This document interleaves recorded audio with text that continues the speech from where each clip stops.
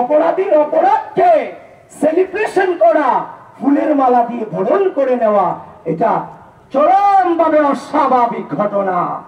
প্রিয় বন্ধুগণ, এটা তো মেনে নেওয়া যায় না। শুধু তাই নয়, আপনারা জেনে থাকবেন গত কদিন আগেও ঢাকা বিশ্ববিদ্যালয়ের ডিএসসিতে একজন বোনের ছবি ফোনে জুম করে করে তোলা হচ্ছিল। যখন তাকে ধাওয়া করা হলো, তখন সে শিবিরের যে অনুষ্ঠান চলছিল সেদিন টিএসসিতে, সে ওখানে গিয়ে আশ্রয় নিয়েছিল এবং পরবর্তীতে তাকে যখন ধরা হলো, তখন সে নিজের নাম বলল 6টা, তার আইডি ছিল 4টা, পেজ ছিল 2টা, সবগুলোই ফেক। এই হচ্ছে পরিস্থিতি। শুধু তাই নয়, গতকালকে দেখেছেন এর ব্যাপক প্রভাব, যেটা হচ্ছে এর আগে যে প্রশাসন নীরব ভূমিকা পালন করেছে। গতকালকে দেখেছেন এরই ফলশ্রুতিতে আলী হোসেন নামে একজন ব্যক্তি ঢাকা বিশ্ববিদ্যালয়ে পড়ুয়া আমার একজন সহপাঠীকে নিয়ে গণধর্ষণের পদযাত্রার ঘোষণা দিয়েছে।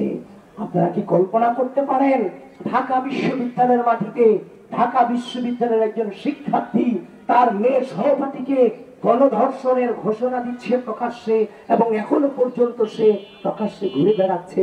ঢাকা বিশ্ববিদ্যালয় প্রশাসন এবং রাষ্ট্রীয় প্রশাসন এখনো পর্যন্ত তার বিরুদ্ধে ভিন্ন পরিমাণ কোনো ব্যবস্থা নেয়নি। এগুলো কি আপনারা মনে করছেন সুস্থ সমাজ? কোনোভাবেই কি সুস্থ সমাজ হতে পারে এটা? প্রিয় বন্ধুগণ, ঢাকা বিশ্ববিদ্যালয় প্রশাসন এবং রাষ্ট্রীয় প্রশাসন আপনাদেরকে উদাত্ত আহ্বান জানাচ্ছি, অতি অল্প সময়ের মধ্যে এই আলী হোসেন নামক এই কুলাঙ্গারকে আপনারা গ্রেফতার করবেন। আমরা একটু সুন্দর সুস্থ পরিবেশ, নিরাপদ ক্যাম্পাস রূপান্তর করতে চাই।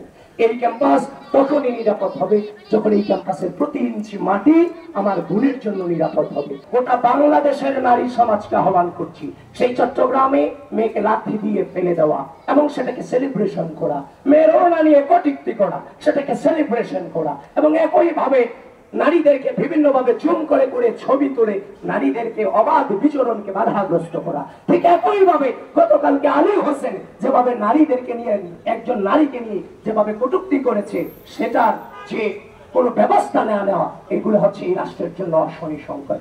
গোটা বাংলাদেশের নারী সমাজ এবং ঢাকা বিশ্ববিদ্যালয়ের প্রত্যেকটা বোনকে আমি আহ্বান করছি, দায়িত্বহীনভাবে আহ্বান জানাচ্ছি, নিঃস্বার্থভাবে আপনারা এটার প্রতিবাদ জানান।